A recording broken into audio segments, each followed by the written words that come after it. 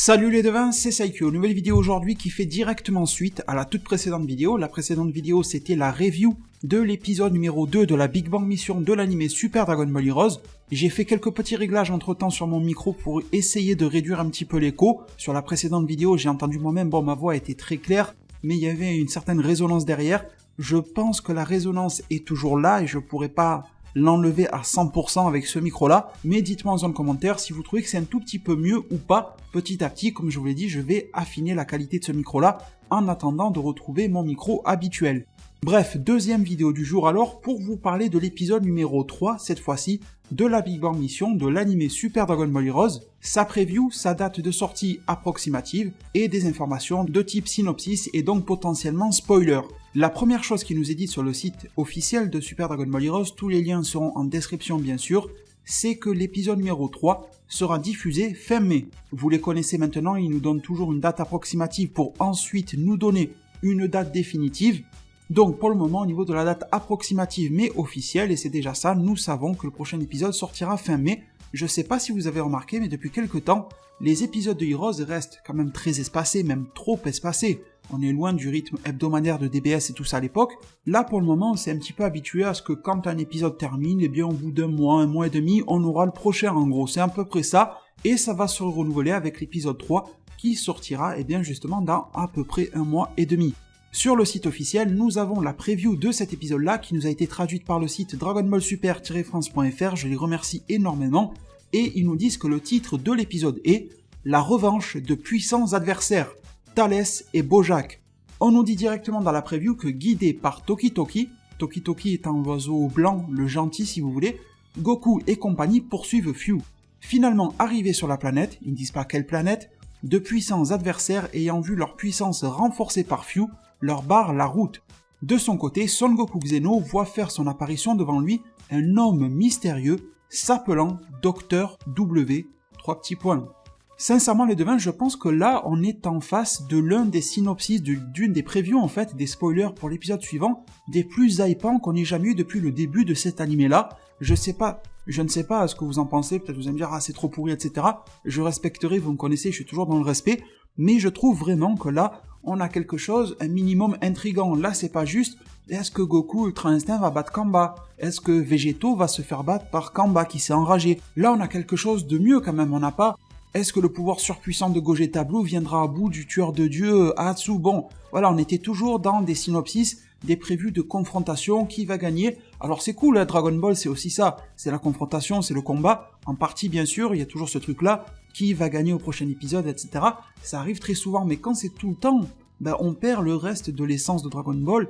Il y a aussi du mystère sur qui sont ces ennemis-là, d'où peuvent revenir ceux-là, quel est le plan réel de l'ennemi principal, quelle sera la stratégie pour pouvoir le défaire, son fameux arbre de l'univers, etc. Donc là, c'est pas du Dragon Ball comme à l'époque, mais ça reprend en tout cas quelques petites pistes pour y ressembler de très très loin. Vous voyez ce que je veux dire? Donc ils nous disent que guidés par Toki Toki, ça c'est un petit peu bizarre. Si j'ai bonne mémoire, dans l'épisode numéro 1, il y avait Xenopan qui était parti avec Toki Toki. Peut-être qu'elle va revenir une fois que le combat est terminé. On sait grâce au manga et aux jeux vidéo que Xenopan n'est pas très fort du tout, donc peut-être qu'elle s'est mise en retrait pour protéger l'oiseau, et qu'elle reviendra une fois que c'est terminé, c'est possible, en ramenant l'oiseau qui voudrait communiquer d'une certaine manière avec Goku et compagnie pour les mener quelque part. Encore une fois, je me pose la question, maintenant que toutes les versions de Goku, le Xeno, le normal et tout ça sont réunis, pourquoi est-ce que Toki Toki s'attache à cette version-là de Goku et non pas au Xeno avec qui il a plus l'habitude de travailler, il les côtoie assez souvent. Bref, c'est un petit peu bizarre, il y a peut-être un truc dans l'histoire, j'en sais rien. Peut-être qu'en tant que garant du temps, etc., il considère que c'est plutôt aux mortels de telle dimension de gérer les menaces dans telle dimension, mais en même temps, Fuel ne vient pas de cette dimension-là, donc je vois pas de mal à ce que Xenogoku règle la menace, enfin bref, voilà, c'est un petit peu bizarre, mais bon, je pense que c'est aussi pour mettre en avant ces Goku et Vegeta là, ceux qui ont le logo Capsule Corp, soi-disant entre gros guillemets, issus de Dragon Ball Super, donc je pense que c'est aussi un peu pour le fanservice et pour ne pas les mettre de côté.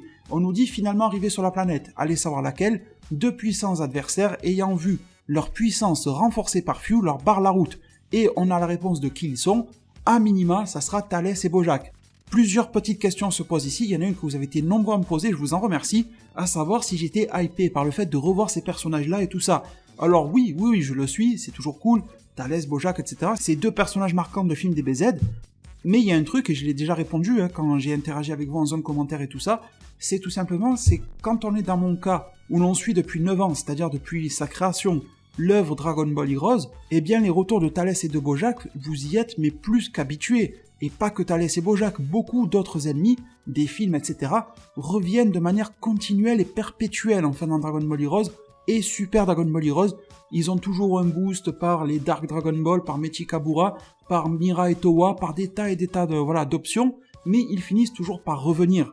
C'est un peu la marque de fabrique. Donc je me pose pas des questions concrètement autour de pourquoi ils sont là, comment ils reviennent. Bon voilà, on a compris de par le synopsis et de par l'arc précédent où on voyait Few dans ce laboratoire.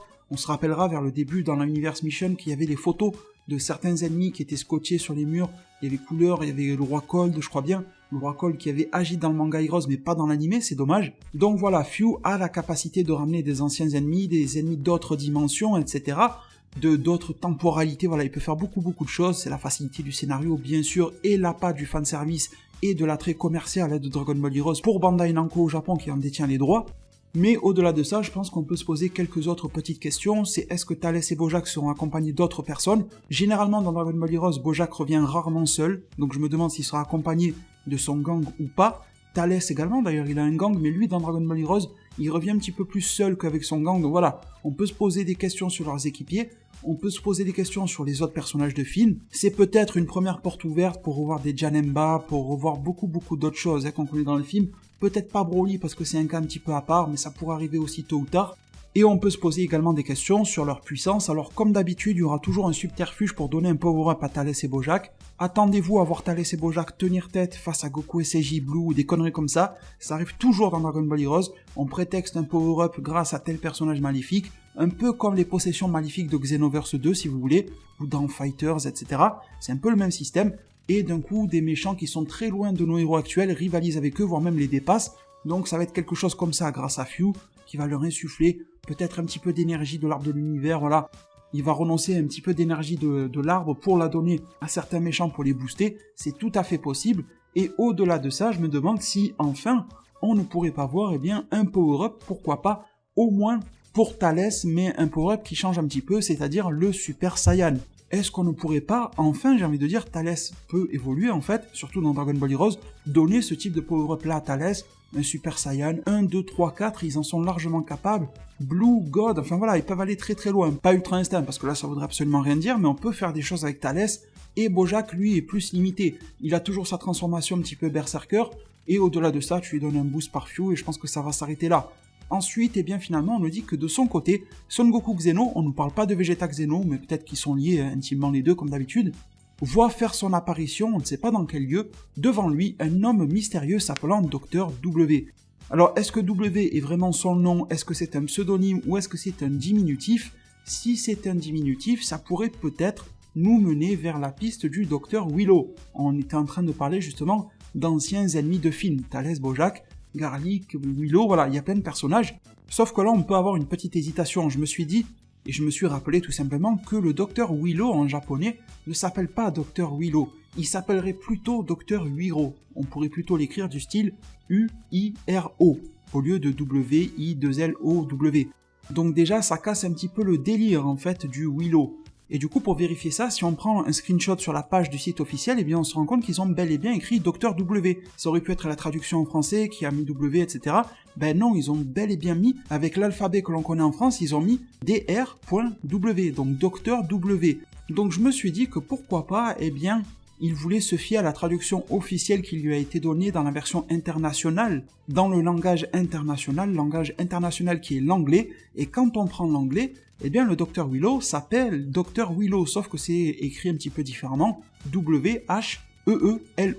Donc il est possible que même la version japonaise ait un petit peu pioché du côté du Dr. W et qui serait le Dr. Willow, histoire de ramener ce personnage en sachant et en vous rappelant que dans le matériel promotionnel de la Big Bang Mission pour la version manga, on nous avait montré ce vieux scientifique sans nous dire et sans nous dévoiler qui est-ce qu'il serait. Il y avait beaucoup de doutes sur un énième retour de Mechikabura, sur une version âgée de Few, et il se pourrait que ça ne soit absolument aucun des deux, que toutes les théories à ce sujet-là soient totalement erronées, et que ça soit le Dr. Wiro, le Dr. Willow.